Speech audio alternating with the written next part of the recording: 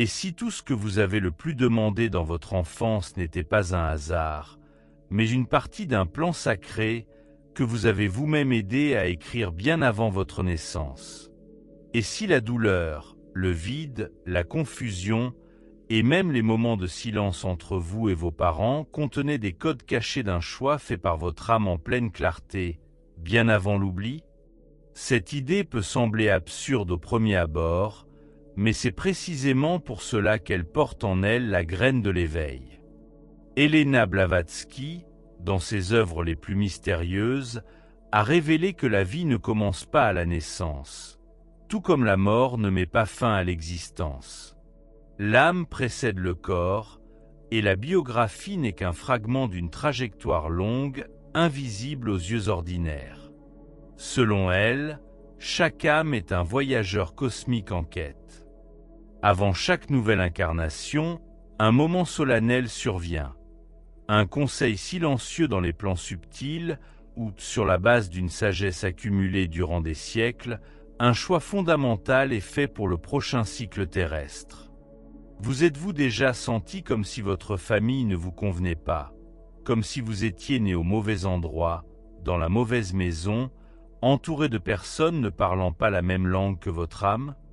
Avez-vous déjà eu l'impression d'avoir en vous quelque chose que personne autour de vous ne pouvait voir, comprendre ou accepter? Peut-être la réponse ne se trouve-t-elle pas dans des erreurs du hasard, mais dans la perfection d'un dessein caché. Blavatsky disait « Tout est gouverné par une loi invisible ».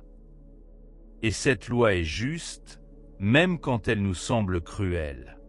Cela signifie que l'âme ne descend pas dans ce monde sans direction, elle n'est pas jetée au hasard dans un corps. Au contraire, elle choisit. Et la famille, aussi étrange, dysfonctionnelle, aimante ou indifférente qu'elle puisse paraître, est une partie centrale de ce plateau karmique, soigneusement conçu dans les plans subtils. Mais pourquoi quelqu'un choisirait-il de naître dans une maison où il sera rejeté? Pourquoi l'âme choisirait-elle des parents incapables d'aimer, ou qui, bien qu'aimants, ne savent pas le montrer? Pourquoi venir au monde par un canal émotionnellement blessé? Parce que l'amour de l'âme n'est pas de la sentimentalité, c'est une expansion. L'amour de l'âme ne cherche pas le réconfort, il cherche la transcendance. L'esprit éternel comprend ce que la personnalité humaine oublie, que ce qui fait mal s'éveille aussi, et qu'il n'y a pas d'illumination véritable sans traverser les ombres héritées. Peut-être n'y avez-vous jamais pensé. Peut-être avez-vous porté pendant des années la blessure de la solitude, l'humiliation d'être invisible, le fardeau d'un silence lourd remplissant la maison d'une présence invisible. Et peut-être avez-vous demandé « Pourquoi moi? Pourquoi mon père n'est-il pas resté? Pourquoi ma mère ne m'écoutait-elle pas? Pourquoi ai-je dû grandir trop vite ?»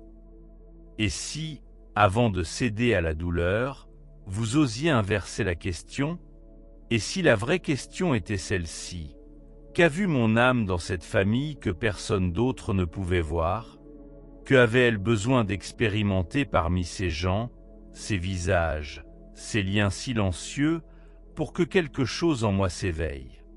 Blavatsky enseignait que tout l'univers est construit sur des miroirs. Tout ce que nous trouvons à l'extérieur n'est que le reflet de ce qui vibre à l'intérieur. Ainsi, les parents que nous avons eus sont des échos de nos propres histoires non résolues, de vieux contrats, de liens qui ne se sont pas rompus avec la mort, mais attendaient une nouvelle chance d'être accomplis dans le temps. Elle avertissait que l'incarnation est la possibilité la plus sacrée de toutes. La chance de faire maintenant consciemment ce que nous faisions auparavant sans clarté. Et où se concentre le plus grand nombre de problèmes émotionnels dans le noyau familial. La mère, selon Blavatsky, est le canal magnétique par lequel l'âme descend sur le plan physique. Par conséquent, tout ce que nous expérimentons avec elle, présence ou absence, amour ou froideur, porte en lui la clé d'un apprentissage essentiel que notre conscience est venue intégrer. Le Père représente la force solaire, la direction symbolique de la mission dans cette vie. Sa présence ou son absence révèle aussi beaucoup sur les chemins intérieurs que nous sommes invités à suivre. Beaucoup pensent que la biologie est souveraine, que ce sang détermine les liens. Mais la théosophie va plus loin. Elle enseigne que les vrais liens ne sont pas de chair, mais de mémoire vibratoire. Vous n'êtes pas né parmi des étrangers. Vous êtes revenu. Il est revenu pour rencontrer ceux qu'il connaissait à d'autres temps, sous d'autres formes, avec d'autres noms. Peut-être étiez-vous la mère de votre père, le frère de votre mère, le fils de celui qui est aujourd'hui son frère. La vie tourne, les rôles changent, mais les savoirs restent jusqu'à ce qu'ils soient achevés. Cette vision peut troubler, elle peut même révolter. Qui voudrait admettre qu'il a choisi de naître là où il a souffert? Qui veut entendre qu'il a demandé ce qu'il a blessé? Mais l'âme n'est pas faible, et l'esprit, lorsqu'il est encore hors de la matière, voit clairement ce dont l'ego dans le corps ne peut se souvenir. Helena Blavatsky était ferme lorsqu'elle affirmait « L'âme ne cherche pas les plaisirs, elle cherche l'expérience. » Et chaque expérience, si elle est bien comprise, mène à la libération. Alors réfléchissez. Combien de fois avez-vous tenté de fuir votre histoire? Combien de fois avez-vous voulu naître ailleurs, dans une autre culture, dans un autre corps, avec d'autres parents? Et si la plus grande libération n'était pas la fuite de ce qui a été, mais la compréhension de pourquoi cela a été? Et si accepter consciemment et sans victimisation ses propres origines devenait le premier pas vers la maîtrise de son propre chemin? Il ne s'agit pas de justifier l'injustifiable. Il ne s'agit pas de romantiser la violence ou de cacher les blessures. Il s'agit de comprendre la mécanique invisible qui lie l'âme, le karma, le choix et la destinée. Blavatsky considérait que rien n'est isolé. Tout fait partie d'un grand plan d'évolution collective, et la famille, aussi limitée soit-elle, représente un laboratoire intense de croissance spirituelle. C'est là, dans la vie intime et quotidienne, que l'âme se teste, se révèle, se brise, et si elle est prête, se reconstruit. Chaque mot non dit, chaque étreinte rejetée, chaque larme cachée porte un poids vibratoire qui résonne bien au-delà de cette vie. Mais il en est de même pour le pardon, la compassion, le choix d'aimer malgré tout. Combien de fois vous êtes-vous senti hors de place, comme si c'était trop inhabituel, trop sensible, trop profond pour cet environnement? Combien de fois vous a-t-on fait taire, ridiculisé, ignoré parce que vous ressentiez des choses que personne autour de vous ne semblait comprendre? Peut-être que le problème n'était pas en vous. Peut-être étiez-vous la réponse. Blavatsky enseignait que certaines âmes reviennent non par nécessité, mais pour guérir des lignées entières. Ce sont des maillons conscients, des restaurateurs d'équilibre. Elles sont venues avec une mission secrète: mettre fin au cycle de douleur, ouvrir des fissures dans le mur des répétitions et ramener une vibration plus élevée dans le sang familial. Mais elles le font sans gloire, sans reconnaissance, souvent en silence, dans l'inconfort, dans le sentiment de non-appartenance. Si vous avez l'impression que votre famille ne vous a jamais compris, peut-être est-ce parce que vous avez été envoyé pour enseigner quelque chose qui n'avait pas encore appris. Si vous sentez que vos parents manquaient de structure émotionnelle pour vous offrir ce dont vous aviez besoin, peut-être est-ce parce que votre simple présence était déjà le plus grand cadeau qu'ils pouvaient recevoir. Et si personne ne vous l'a jamais dit, permettez-vous de l'entendre maintenant. Vous n'êtes pas venu par hasard. Vous êtes venu rappeler à tous, y compris à vous-même, que l'âme est plus que la biographie. Et si tout cela vous semble encore difficile à accepter, respirez. Vous n'avez pas besoin de tout comprendre maintenant. Moi-même, je ne peux pas tout me rappeler. Mais peut-être, simplement peut-être, lorsque vous entendrez ces mots, quelque chose en vous commencera à bouger. Un écho, un souvenir, une graine vibrant sous la terre de l'oubli, parce que ce n'est que la première étape du chemin. Le voyage d'initiation ne fait que commencer, et ce qui suivra pourrait changer tout ce que vous pensez du destin, du choix et de la véritable force qui sommeille en vous. Peut-être avez-vous déjà entendu dire que la mère est sacrée et que le père est un miroir. Mais que signifient vraiment ces mots? Quand l'amour a échoué, quand le soin s'est transformé en absence, quand le miroir reflétait le vide que vous ne pouviez nommer. Dans de nombreuses familles, l'amour ne se manifeste pas de manière parfaite. Parfois, il n'arrive même pas. Et pourtant, ces figures, la mère et le père, restent les plus puissantes dans notre psyché. Pourquoi? Elena Blavatsky expliquait que la mère et le père sont avant tout des archétypes spirituels. Ils ne représentent pas seulement des personnes, ils incarnent des forces, des portails, des codes. La mère est le canal par lequel l'âme entre dans le plan physique. Elle est le ventre cosmique, reliant les mondes. Même si elle est une personne blessée ou distante, la mère reste le pont qui vous a amené ici. Le père, quant à lui, est le principe solaire, guidant la direction de l'incarnation. Il symbolise l'ordre, la structure, l'aspiration à la réalisation. Ce ne sont pas des idées abstraites, mais des cartes intérieures qui forment invisiblement votre vision du monde. Et le plus impressionnant, c'est que même lorsque ces figures n'ont pas joué leur rôle d'un point de vue humain, elles ont quand même activé en vous les épreuves que votre âme devait affronter. C'est l'une des vérités les plus déconcertantes du chemin spirituel. Imaginez un enfant qui a grandi en entendant des cris. Chaque fois qu'il pleurait, il se faisait réprimander. Chaque fois qu'il cherchait un cercle, il trouvait le silence.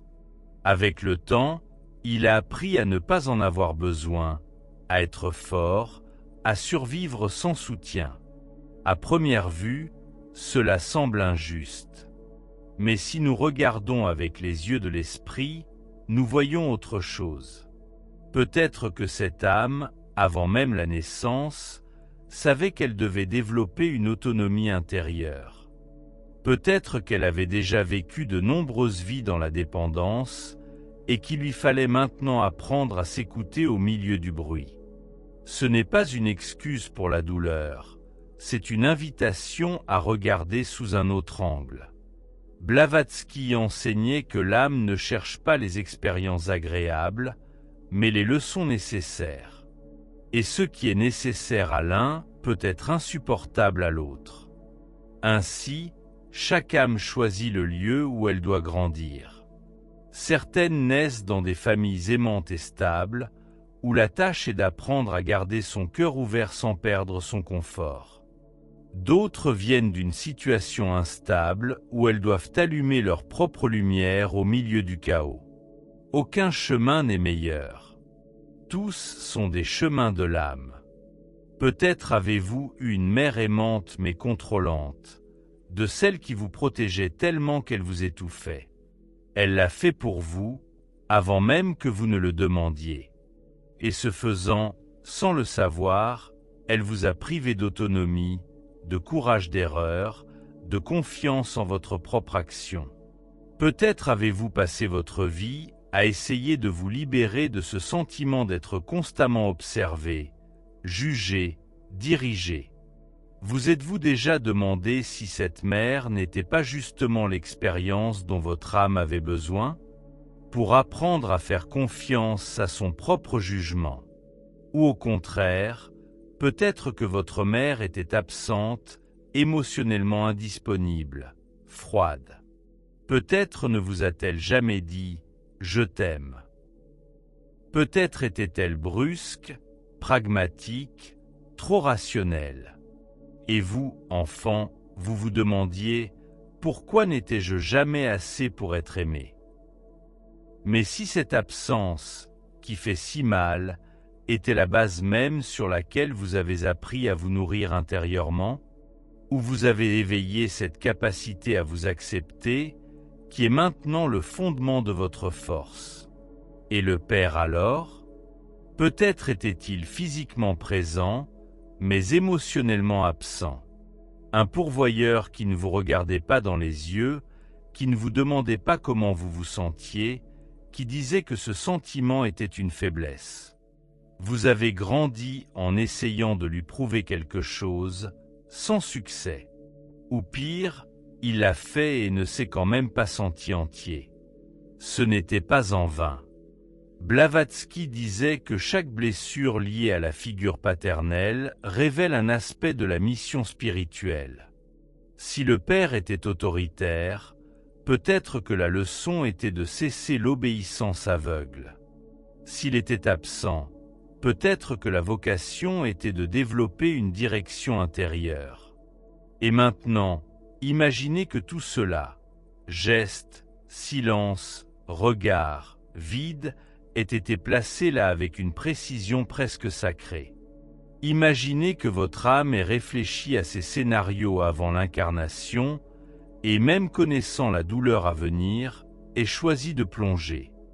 Elle a choisi cela parce qu'elle savait qu'il y avait de l'or dans cette douleur, que cette ambiance portait la vibration nécessaire pour éveiller des dons endormis, des forces qui ne se manifestent que lorsque tout semble échouer autour d'elle. Vous n'avez pas été formé uniquement par ce qui vous a été donné. Ce qui vous a transformé, c'est ce qui vous manquait, l'absence due à l'inadéquation, au malentendu, et cela ne diminue en rien votre valeur. Au contraire, c'est précisément à ce moment-là que votre force a commencé à grandir. Blavatsky voyait l'âme comme un alchimiste. Et l'enfance, aussi difficile soit-elle, ressemble à un laboratoire où commence une grande œuvre. Considérez votre vie comme un symbole. Si la mère est l'énergie de l'éducation et le père l'énergie de la direction, que vous dit votre expérience de l'interaction avec ces deux pôles sur votre objectif? Êtes-vous devenu celui qui cherche sans cesse la reconnaissance? De quoi avez-vous peur de décevoir? Qu'est-ce qui vous permet d'éviter la confrontation? Qui vit en essayant de rendre tout le monde autour heureux? Ou peut-être quelqu'un qui préfère s'isoler, qui ne fait confiance à personne, qui porte un bouclier invisible contre le monde. Ce comportement ne naît pas de rien. Il est le reflet des premières relations. Ce sont des schémas inconscients de comportement, nés en réponse à la douleur, qui se reflètent encore aujourd'hui dans le champ émotionnel. C'est pourquoi la guérison ne se produit pas dans le présent. Elle commence à la source. Elle débute lorsque nous regardons nos parents avec d'autres yeux, plus comme des âmes, non plus comme des figures incontestables ou des coupables éternels, mais comme des âmes qui ont aussi fait des erreurs, qui se sont aussi perdues, qui ont aussi oublié qui elles sont. Des âmes qui, comme la nôtre, portent en elles de vieilles blessures et des contrats anciens, et qui, pour un court instant, ont croisé notre chemin dans cette danse cosmique appelée famille. Reconnaître cela contient une immense force, car en le faisant, vous cessez d'être la victime de votre passé et devenez l'auteur de votre présent. Blavatsky disait que le véritable initié n'est pas celui qui sait beaucoup, mais celui qui dépasse la douleur sans nier son existence. C'est celui qui peut transformer le fardeau de l'héritage émotionnel en sagesse vécue. Et cette sagesse commence par quelque chose de simple, mais révolutionnaire. Reconnaître que ce que vous avez vécu était nécessaire, injuste, imparfait, mais nécessaire. Et maintenant, vous pouvez choisir ce que vous en faites. Vous pouvez continuer à répéter les mêmes schémas. Vous pouvez attendre que votre mère change, que votre père s'excuse. Vous pouvez vivre votre vie avec ce vide qui pulse dans votre poitrine, comme si vous étiez encore un enfant cherchant refuge. Ou vous pouvez choisir de grandir, pas au sens de devenir dur, mais au sens d'accepter l'âme que vous êtes. Une âme qui a choisi cette transition, une âme qui a le courage de regarder en arrière avec compassion et d'avancer consciemment. Et qui sait, en faisant cela, vous pourriez voir vos parents autrement. Peut-être qu'ils ne savent pas aimer à leur façon, mais ils ont fait ce qu'ils pouvaient avec ce qu'ils avaient. Peut-être n'étaient-ils pas parfaits, mais ils étaient justes. C'était la pureté nécessaire pour générer l'impulsion qui vous a mené à ce moment précis d'écoute, d'éveil, de mémoire. Rien de tout cela ne supprime la douleur, mais son sens change. Et comme disait Blavatsky, le sens transforme l'expérience. Le symbole transmute la souffrance. Vous n'avez plus à porter une culpabilité qui n'est pas la vôtre, ni attendre un amour doux, il ne viendra jamais. Vous pouvez devenir le canal de ce que vous cherchiez. Cela peut être un miroir qui reflète l'acceptation, une présence qui manquait auparavant. Une force que votre âme savait qu'elle devait construire en elle-même, car c'est là le véritable miracle de la conscience. Transformer la douleur en direction, le manque de lumière en point de départ. Et quand vous comprenez cela pleinement, non seulement avec l'esprit, mais avec le cœur, quelque chose en vous se réorganise, et le monde extérieur commence inévitablement à refléter cette nouvelle vibration. Ce n'est que la deuxième étape. Le voyage continue, et ce qui suit est sans doute la découverte la plus troublante de toutes. Il existe des âmes nées pour briser les schémas de générations entières, qui portent une mission silencieuse, souvent solitaire, mais absolument nécessaire. Êtes-vous prêt pour cette révélation? Certaines personnes, dès leur plus jeune âge, sentent qu'elles sont différentes. Elles ne peuvent pas se fondre dans les conversations à la maison. Elles ne parlent pas la même langue émotionnelle que leurs parents. Elles observent tout en silence, avec les yeux attentifs d'un voyageur venu d'ailleurs. Et quand elles essaient d'exprimer ce qu'elles ressentent, on les traite d'étranges. Quand elles montrent leur sensibilité, elles sont considérées comme fragiles. Quand elles révèlent leur profondeur, elles sont jugées excessives. Vous reconnaissez-vous? Ce sentiment de ne pas appartenir est plus courant qu'il n'y paraît. Mais il est rarement pris au sérieux.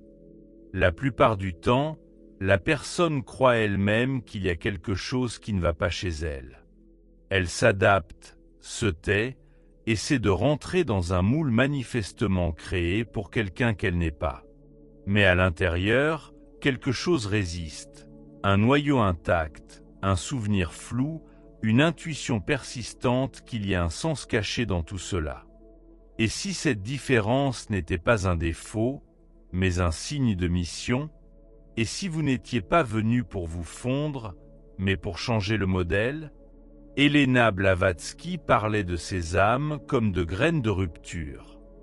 Des esprits incarnés dans des familles non pour suivre le courant ancestral, mais pour le briser, pour arrêter les schémas, pour restaurer ce que les générations précédentes avaient oublié, pour transformer.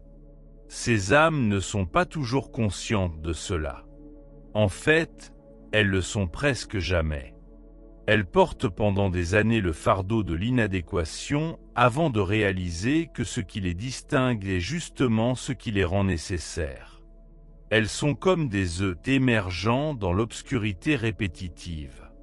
Le problème est que toute obscurité n'accueille pas la lumière sans résistance. Et c'est pourquoi ces âmes rencontrent des oppositions dès leur plus jeune âge. Avez-vous déjà remarqué que certains enfants sont plus mûrs émotionnellement que leurs parents? Comme s'ils portaient en eux un regard ancien, une sagesse silencieuse, une forme de patience qu'ils n'ont pas encore apprise. Blavatsky disait que l'âme porte la vibration d'expériences passées. Et quand cette vibration est beaucoup plus élevée que l'environnement familial, le conflit est inévitable. Mais que se passe-t-il quand la lumière vous dérange plus que l'ombre?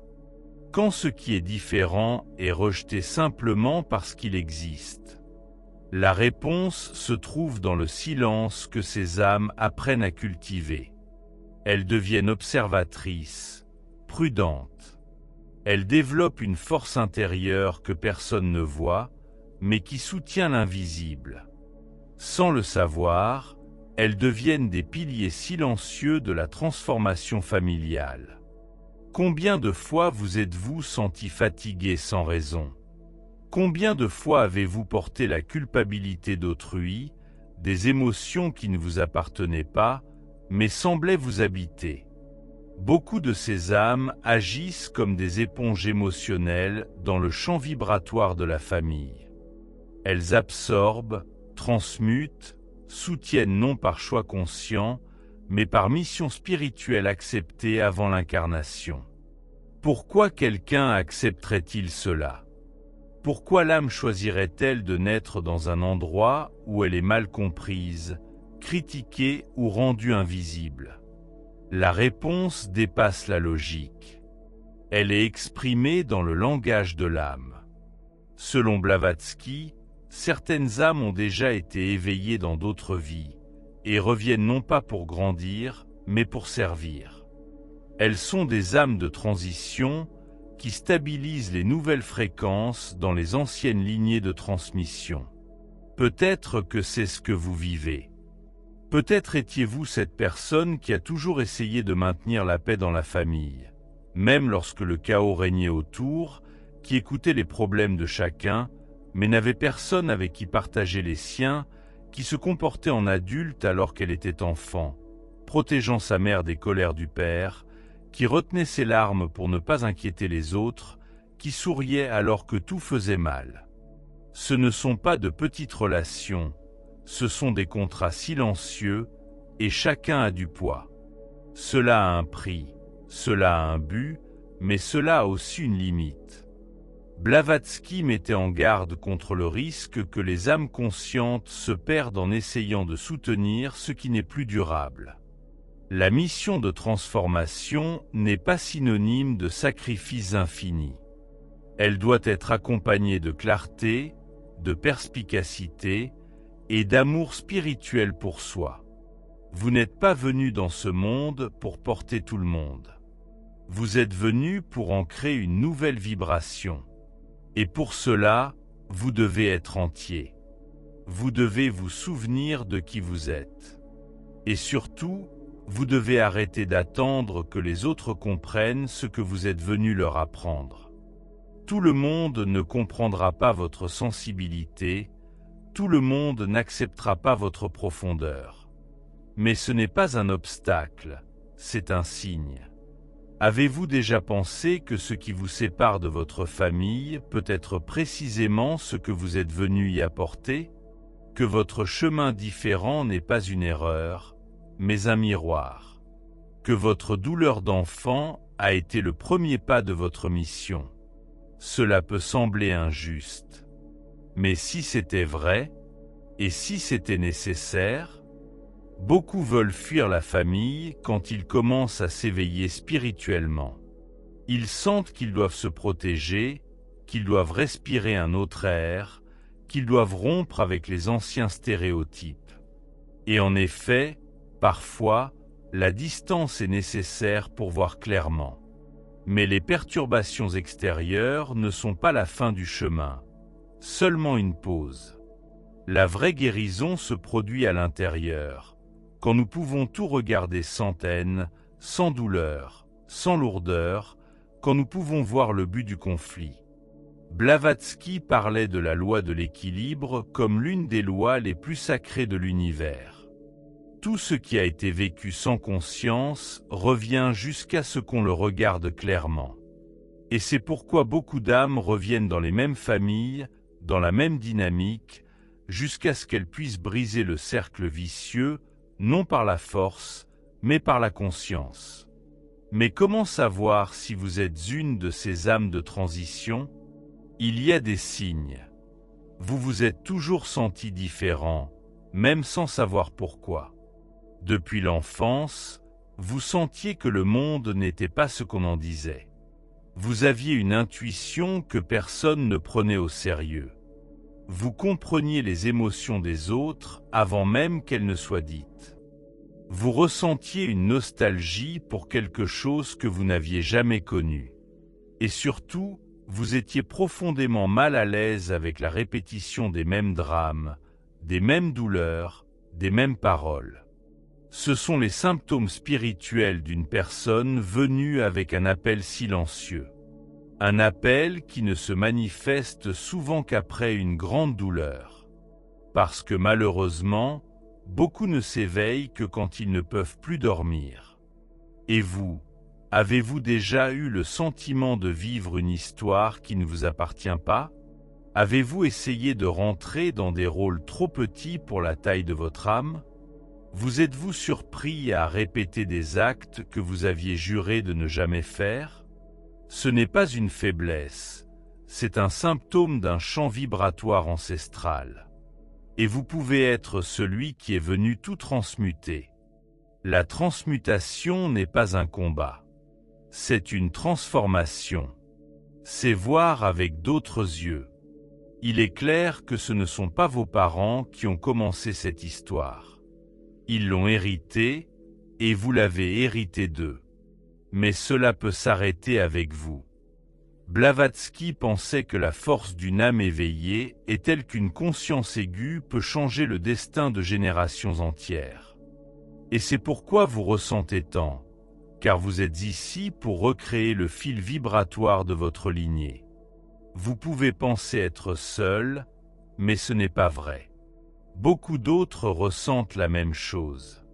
Ils s'éveillent dans le silence, dans les lieux les plus inattendus, portant la lumière là où tout semblait éteint. Et chacun d'eux, comme vous, porte en lui l'étincelle d'une même mission, être un moment pivot. La question est, êtes-vous prêt à accepter cette mission, à cesser d'attendre reconnaissance, approbation, permission? Êtes-vous prêt à porter votre lumière, même quand personne ne comprend? Êtes-vous prêt à ne plus correspondre aux anciens standards ou aux attentes des autres? Car si c'est le cas, peut-être êtes-vous là où vous devez être, à l'aube d'un véritable éveil, au commencement d'une vraie transformation. Et ici, le voyage devient encore plus profond, car si vous êtes un moment pivot, qui étaient alors les âmes que vous avez de nouveau rencontrées dans cette vie? Avec qui devez-vous encore régler des comptes invisibles? Êtes-vous prêt à découvrir qui dans votre famille a participé à votre histoire dans d'autres vies? Avez-vous déjà eu le sentiment de connaître quelqu'un depuis toujours, même si vous le rencontriez pour la première fois? Avez-vous déjà ressenti un lien si direct, si intense, qu'il ne pouvait être expliqué par le temps présent? Ou au contraire, une antipathie profonde, une tension inexplicable avec un membre de votre famille, comme s'il y avait une histoire que personne n'a racontée? Et si c'était vrai? Et si les âmes qui composent votre famille biologique n'étaient pas nouvelles dans votre vie, mais d'anciens visages dans de nouveaux masques? Helena Blavatsky affirmait que les liens familiaux ne naissent pas dans le berceau, mais dans un temps invisible entre les incarnations. Selon elle, nous revenons vie après vie pour coexister avec les mêmes âmes, pas par hasard, mais par résonance. Ce qui reste inachevé doit être réglé. Ce qui a été blessé doit être guéri. Et ce qui fut amour, mais n'a pas pu éclore, reçoit une nouvelle chance de mûrir sous une autre forme. C'est pourquoi d'anciens amants deviennent souvent frères. Que d'anciens ennemis se transforment en père et fils. Que les mères reviennent à la place des démons, car les rôles changent, mais le lien vibratoire demeure tant qu'il n'est pas achevé. Imaginez un instant une femme nommée Elena. Depuis son enfance, elle ressentait une tension presque physique avec son père. Il n'a jamais été cruel, mais il était froid. Elle ne pouvait pas lui dire « je t'aime ». Elle ne pouvait pas le regarder dans les yeux. Elle a grandi en essayant de lui plaire, espérant une reconnaissance qui n'est jamais venue. Quand il a cherché de l'aide spirituelle, il a découvert que dans une autre vie, elle avait été sa femme. Une épouse qu'il avait abandonnée au moment crucial. Et dans cette vie, sans le savoir, elle portait le fardeau de la culpabilité. Lui, de son côté, portait inconsciemment la douleur du rejet. Ces deux âmes se sont réincarnées ensemble, désormais comme père et fille, pour vivre le même lien sous une autre lumière. Cette fois, tenter de rester malgré la douleur, malgré le silence. De telles histoires, bien que surprenantes, se rencontrent plus souvent que l'on croit. Elles apparaissent fréquemment lors de thérapies de régression, dans des rêves récurrents, dans des schémas émotionnels inexplicables rationnellement. Pourquoi des frères et sœurs élevés, ensemble, peuvent-ils être si différents? Pourquoi certains parents semblent-ils en compétition avec leurs enfants, tandis que d'autres les protègent comme s'ils étaient une extension de leur propre âme? Pourquoi ressentons-nous une dette émotionnelle envers certaines personnes, alors que nous n'avons rien fait de mal dans cette vie? Le neuropsychiatre américain Ian Stevenson a documenté plus de 2500 cas où des enfants se souvenaient en détail de vies antérieures, noms, lieux, voire blessures correspondant à des archives historiques. Dans beaucoup de ces souvenirs, les enfants parlaient de leur famille précédente, décrivant des personnes qu'ils n'avaient jamais rencontrées dans cette vie. Parfois, ils manifestaient peur ou attachement fort envers des membres de leur nouvelle famille, sans explication visible, coïncidence, imagination ou fragments de souvenirs effacés. Blavatsky considérait la mémoire de l'âme comme éternelle, mais voilée lors de l'incarnation, afin que l'expérience terrestre puisse être vécue intensément. Cependant, elle affirmait que le voile se déchire parfois, le plus souvent dans la famille, car la coexistence intense, répétée et émotionnellement chargée active des couches profondes de la psyché. Cela stimule les souvenirs inconscients. Cela réactive de vieux schémas. Cela révèle sans filtre les ombres et la lumière que nous portons en nous. C'est pourquoi la douleur la plus forte vient souvent non pas d'étrangers, mais des nôtres. Parce qu'ils détiennent les clés. Parce qu'ils ont accès à ce qui est le plus intime. Ce sont eux qui appuient sur les mêmes boutons qu'autrefois d'autres personnes, sous d'autres noms, à d'autres époques.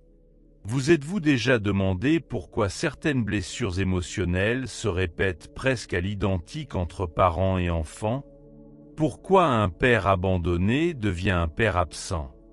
Pourquoi une mère rejetée attire un fils qui la repousse? Pourquoi grands-parents, parents et petits-enfants répètent-ils des schémas de contrôle, de silence, d'explosion ou de dépendance émotionnelle, comme s'ils étaient des morceaux d'un même scénario écrit par des mains invisibles? Ces schémas ne sont pas des hasards. Ce sont des cycles vibratoires qui persistent jusqu'à ce que quelqu'un acquiert suffisamment de conscience pour les briser. Et souvent, ceux qui entendent cet appel souffrent le plus.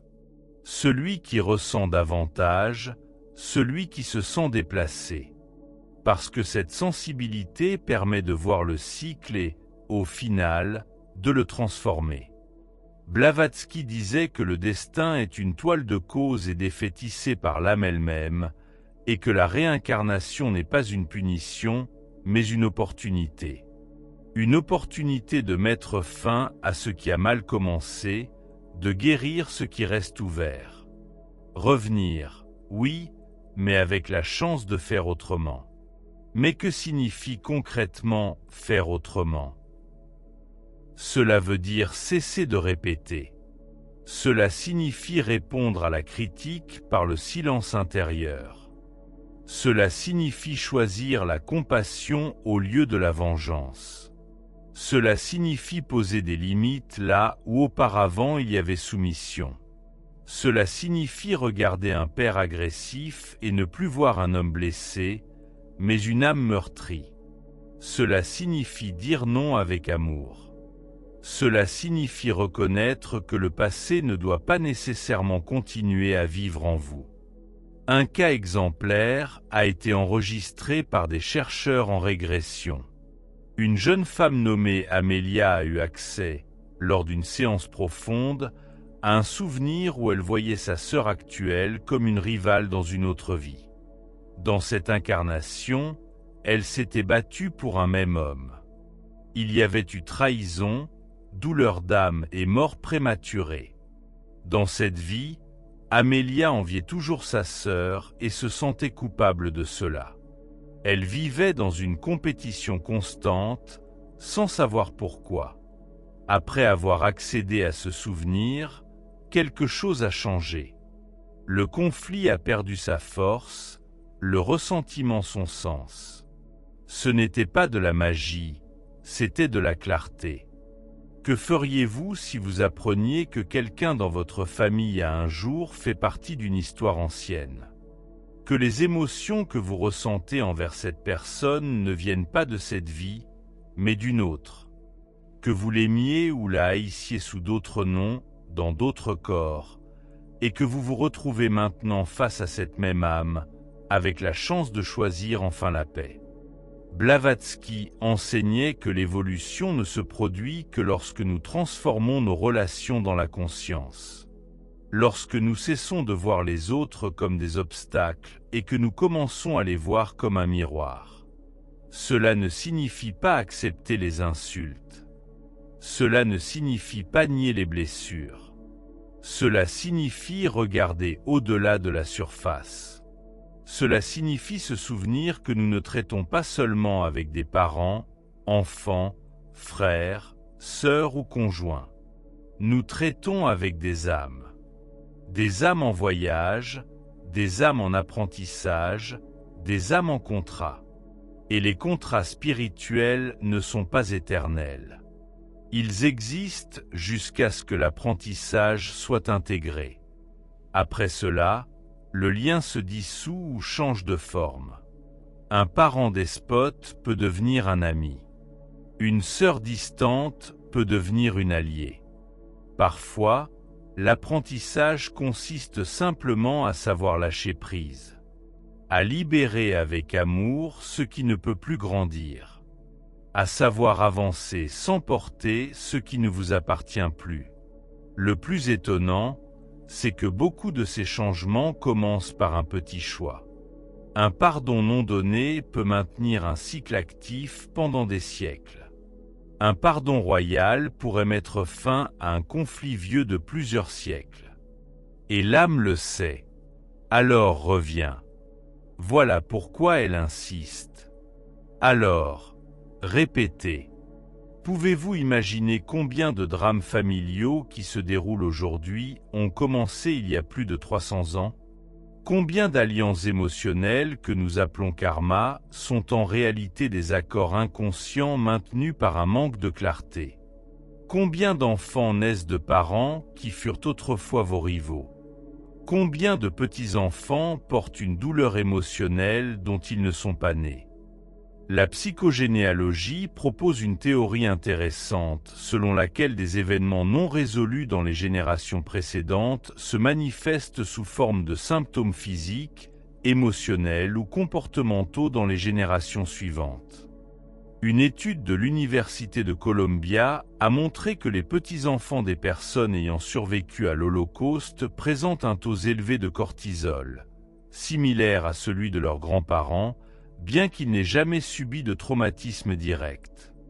Ainsi, le traumatisme peut être transmis non seulement génétiquement, mais aussi vibratoirement. Blavatsky avait déjà anticipé cela dans ses écrits, affirmant que l'âme porte l'impression de toutes ces transitions et que ce qui n'est pas résolu revient, non pas comme une punition, mais comme une chance de libération. Il n'est pas nécessaire de connaître chaque détail de son histoire passée pour en ressentir les conséquences. Il suffit d'observer attentivement ce qui se répète. Ce qui fait mal, ce qui vous paralyse, ce qui semble plus grand que vous. Et si ce sentiment d'être prisonnier de quelque chose d'invisible était en réalité un appel à se libérer de cette chose invisible? Et si vous étiez le maillon conscient dans une chaîne inconsciente? Et si tout cela, aussi difficile que cela puisse paraître, était pour vous une invitation de la vie à vous souvenir de qui vous êtes, ce que vous êtes venu guérir et avec qui? Il est temps de regarder autour et en vous, de comprendre quels liens familiaux, non seulement de sang, mais d'âme, vous unissent. De vous interroger avec courage et sans illusion. Quel rôle est-ce que je répète? Quelle dette est-ce que je paie? Quelle blessure est-ce que je porte pour celui qui n'est plus là? Et surtout, quel lien puis-je transformer dès maintenant? Vous êtes-vous déjà demandé ce qui se passe avant la naissance? Pas le moment biologique, mais le moment spirituel. Que se passe-t-il dans l'intervalle entre une vie et une autre, quand le corps n'existe pas encore et que l'âme contemple silencieusement sa prochaine destinée? Là réside la décision, le choix, le contrat silencieux qui précède le premier cri de l'enfant et la coupure du cordon ombilical. Un plan que beaucoup ont oublié, mais qui pulse dans chaque rencontre, chaque défi, chaque visage familier. Elena Blavatsky disait que l'incarnation n'est pas une coïncidence biologique, mais le déploiement d'une architecture invisible régie par des lois précises. Avant l'incarnation, l'âme participe à un conseil spirituel. Un cercle vibratoire où le temps n'a pas d'importance, où il n'y a pas de précipitation, où tout est analysé avec une clarté inaccessible au corps humain. Là, l'apprentissage inachevé est examiné, les erreurs mal comprises revisitées, les leçons non intégrées rappelées. Et là, avec une clarté dépourvue de peur, l'âme fait un choix. Pouvez-vous imaginer cela? Vous tenir devant tous vos cycles précédents, tous les visages que vous avez portés, toute la douleur que vous avez infligée, tous les silences que vous avez cultivés, tous les attachements que vous n'avez pas su supporter. Pouvez-vous imaginer la profondeur de ce moment où l'esprit ne cherche pas la consolation, mais l'évolution, où vous ne demandez pas une vie facile, mais une vie vraie? C'est ici que vous choisissez votre famille. Non pour son apparence, son statut, ni pour l'amour qu'elle peut offrir, mais pour sa pureté, sa nécessité, pour la précision de ce que votre âme doit vivre. Parfois, le plan consiste à naître dans un environnement aimant pour unir mérite, acceptation et réciprocité. Dans d'autres cas, le plan est de naître au cœur du chaos, dans l'absence d'amour, d'absence émotionnelle, pour s'éveiller à la force née de la douleur, qui ne se manifesterait autrement pas. Blavatsky parlait du paradoxe de la conscience spirituelle. L'âme pure ne craint pas la douleur, car elle comprend que la souffrance consciente ne détruit pas, elle révèle. C'est l'ego qui résiste, c'est le corps qui refuse, mais l'esprit sait, il se précipite en avant, sachant que chaque larme, chaque silence, chaque déception portera les graines de l'éveil. Vous êtes-vous déjà demandé pourquoi, même au milieu de la douleur, une partie de vous reste entière? La partie qui observe tout depuis un lieu silencieux, presque sacré. Cette partie qui ne s'effondre pas, même quand tout semble s'écrouler, c'est la preuve de l'âme. L'étincelle qui se souvient. Cette partie de vous qui ne s'est jamais déconnectée du plan originel. Selon l'enseignement ésotérique de Blavatsky, ce plan n'est pas une prison. Ce n'est pas un point fixe de destination.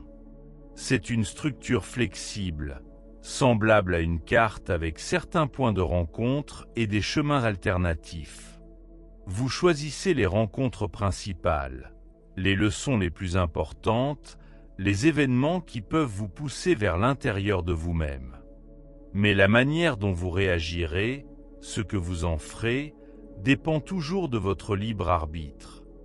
Beaucoup se demandent, si nous avons tous choisi avant la naissance, pourquoi ne nous en souvenons-nous pas? Parce qu'un voile d'oubli est nécessaire. Sans lui, il n'y aurait aucun mérite, aucun effort, aucune transformation. Si vous vous souveniez que la personne qui vous a trahi avait déjà été pardonnée par vous dans une autre vie, le pardon serait automatique. Mais l'âme ne veut pas d'automatisme, elle veut la conscience. Vous voulez de l'amour vrai, et voici que vous plongez dans l'existence sans carte, en espérant vous souvenir un jour. Alors vous commencez à vous demander « Pourquoi ?» Le plan commence à se dévoiler. Chaque douleur devient un indice. Chaque perte, un revers lumineux. Chaque conflit, une opportunité d'un autre choix. Alors la vie cesse d'être un enchevêtrement de hasard et devient une école à temps plein. Et la famille, cette dense et complexe toile de liens émotionnels, se révèle comme la première scène du théâtre de l'âme. Peut-être avez-vous choisi un père absent pour apprendre à vous faire confiance. Peut-être a-t-il choisi une mère émotionnellement instable pour développer en lui un sens de la présence. Peut-être avez-vous choisi des frères et sœurs compétitifs pour dépasser le désir de comparaison.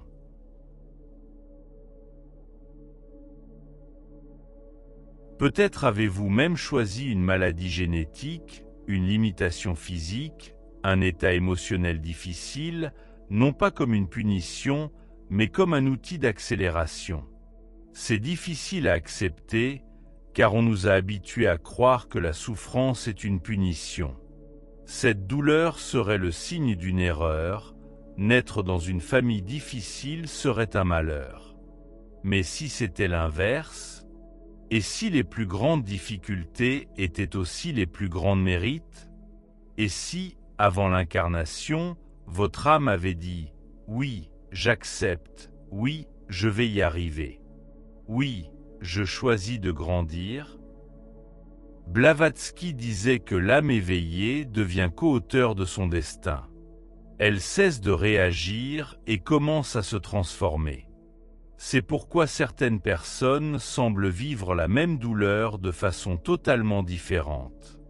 Deux enfants peuvent naître dans les mêmes conditions, mais l'un répète le cycle tandis que l'autre le brise.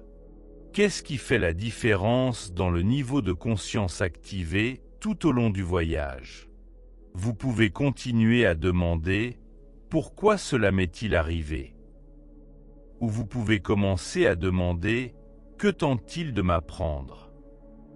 Ce simple changement transforme tout, car il déplace la puissance de l'extérieur vers l'intérieur. Parce qu'il reconnaît que même au cœur du chaos, il y a un point d'acceptation, une fissure par laquelle la lumière pénètre. Combien de fois avez-vous pensé à renoncer à quelqu'un de votre famille? Combien de fois avez-vous senti qu'il n'y avait plus de possibilité de communication, que la distance émotionnelle était irréversible? Et si ce sentiment de fin était en réalité le début d'un nouveau cycle? Et si celui qui ne vous comprend pas aujourd'hui était une âme qui, depuis des siècles, vous attendait pour une réunion silencieuse où les mots ont moins d'importance que les vibrations que vous émettez?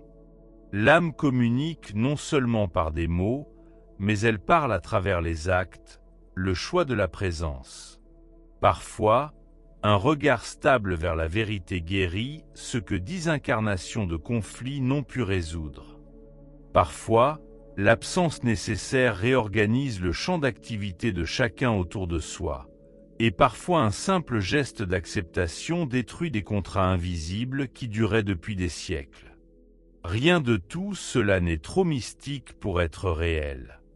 C'est trop subtil pour être remarqué par des yeux ordinaires. Mais cela se produit maintenant, à l'intérieur de vous, autour de vous, dans chaque décision silencieuse que vous prenez en racontant votre histoire. Blavatsky considérait l'incarnation comme un laboratoire des âmes, un espace où les graines spirituelles sont mises à l'épreuve sous la pression du temps, de la matière et des émotions. Certaines fleurissent, d'autres s'endorment, mais toutes ont le même potentiel. Aucune âme ne vient au monde sans mission. Aucune histoire familiale n'est insignifiante. Aucune douleur n'est dépourvue de sens. Peut-être essayez-vous encore de comprendre pourquoi on vous a refusé quelque chose, pourquoi on vous a sous-estimé, pourquoi vous n'avez pas reçu l'amour que vous espériez. Mais si la vraie question était plutôt « Qu'est-ce que cela a fait en moi ? Qu'est-ce qui est né en moi grâce à cela ?» Peut-être êtes-vous devenu plus sensible, plus attentif, plus compatissant. Peut-être avez-vous appris à écouter le silence, à respecter les limites, à détecter le mensonge subtil. Peut-être êtes-vous devenu celui qui accueille les autres avec une profondeur connue seulement de ceux à qui on a refusé. Et c'est un grand exploit. C'est de l'alchimie. L'âme qui choisit consciemment son lieu d'incarnation ne cherche pas une vie parfaite. Elle cherche une vie authentique, car elle sait qu'en réalité il y a beaucoup plus de beauté que dans l'illusion. Et quand cette âme commence à s'en souvenir, quelque chose change. Elle cesse de chercher des coupables et commence à chercher un sens. Cessez de pointer le passé et commencez à avancer avec intention. Cessez de répéter et commencez à réécrire. Et peut-être est-ce précisément ce qui vous arrive en ce moment. Un rappel, une fissure, une réunion avec un plan que vous avez autrefois écrit avec les yeux de votre âme. Et si vous êtes arrivé jusque-là, c'est parce qu'une partie de vous a déjà commencé à se souvenir. Reste une question. Êtes-vous prêt à vivre comme votre âme a choisi avant d'oublier ? Peut-être qu'après tout ce que vous avez entendu jusqu'ici, une question silencieuse reste en vous. Et maintenant, que faire de tout cela ? Comment transformer ces idées en quelque chose de réel, vivant, concret ? Parce que comprendre avec l'esprit est un pas. Mais c'est dans le corps, dans le cœur, dans les gestes silencieux de la vie quotidienne que se produit le véritable éveil. L'âme ne veut pas seulement entendre les vérités, elle veut les vivre. Elle veut qu'elles naissent dans les petites habitudes, dans les rencontres inconfortables, dans des décisions que personne ne voit mais qui changent tout. Et c'est pourquoi cette dernière étape n'est pas une fin. C'est un commencement plus profond, une invitation à transformer la sagesse en pratique, la connaissance en présence. Pour cela, nous devons regarder honnêtement ce qui pulse encore en nous. Si l'âme choisit la famille avant la naissance, chaque lien a une raison. Même ceux qui causent de la douleur, même ceux qui sont brisés. Et la question principale maintenant est, qu'est-ce que mon âme n'a pas encore intégré ? Qu'est-ce que je répète encore sans le savoir ? Qu'est-ce qui en moi résiste encore à la guérison ? Blavatsky enseignait qu'il ne suffit pas de reconnaître l'illusion, il faut la traverser. Et cela demande du courage, car vivre selon la conscience signifie cesser de blâmer les autres. C'est sortir de la position de victime. Cela signifie regarder chaque relation et se demander « Quel est mon rôle dans tout cela ? Qu'est-ce que je perpétue ? Que puis-je dissoudre par un nouveau choix ?» Vous pouvez vivre dans l'attente que votre mère change, que votre père s'excuse, que vos frères voient qui vous êtes vraiment. Ou vous pouvez commencer un autre cycle dès maintenant. Sans attente, gratuitement, indépendamment, pas parce que vous avez tout guéri, mais parce que vous avez décidé de ne plus nourrir les répétitions. Peut-être devez-vous poser une limite. Peut-être devez-vous reparler à quelqu'un une fois de plus. Peut-être devez-vous partir. Peut-être avez-vous juste besoin d'écrire une lettre qui ne sera jamais envoyée. L'essentiel est le mouvement intérieur. La vibration que vous activez quand vous dites « J'accepte ma part et choisis la paix ». Même si cela fait mal au début. Et pour que cela soit possible, vous avez besoin d'un plan. Pratique, simple, mais profond. Quelque chose à vivre, pas juste à penser. Voici une proposition en 3 niveaux. Conscience, action et continuité. 3 étapes pour ancrer cet éveil et lui permettre de vraiment changer votre relation avec votre histoire. Premier niveau de conscience. Revoyez l'histoire de votre famille. Restez un moment dans le silence. Prenez une feuille, ouvrez un document vierge. Écrivez sans filtre l'histoire de votre famille, telle que vous l'avez vécue jusqu'à présent. Pas telle qu'elle était vraiment, mais telle qu'elle est pour vous. Puis lisez attentivement, notez les schémas, les cycles, les répétitions, les blessures ouvertes. Maintenant, réécrivez cette même histoire, mais comme si votre âme l'avait choisie non pas pour se punir, mais pour grandir. Quel est ce but? Quelles qualités ont germé en vous grâce à ces expériences? Que auriez-vous manqué si vous étiez né dans une autre famille? Cet exercice ne vise pas à nier la douleur, mais à révéler la connaissance cachée en elle. Niveau action. Brisez le schéma par un choix conscient. Choisissez un lien qui vous pèse encore. Peu importe que la personne soit vivante ou non, que vous communiquiez avec elle ou non. Ce qui compte, c'est ce qui vibre en vous. Identifiez le motif répétitif. Cela peut être la culpabilité, le rejet, la compétition, la distance, les exigences. Maintenant, choisissez un petit geste qui brisera ce cercle vicieux. Cela peut être un message, une demande de pardon, un merci, un cadeau symbolique, une limite verbale, une étreinte, une lettre que vous brûlerez ensuite, un silence respectueux. Le geste n'a pas besoin d'être grandiose, il doit simplement être sincère. Il doit venir de cet endroit où vous ne voulez plus répéter le même scénario. Troisième niveau, continuité. Créez un rituel de réunion personnelle. Chaque semaine, choisissez un moment sacré pour vous. Cela peut être le dimanche soir, le lundi matin, n'importe quel moment qui vous appartient. À ce moment, fermez les yeux, prenez une profonde inspiration.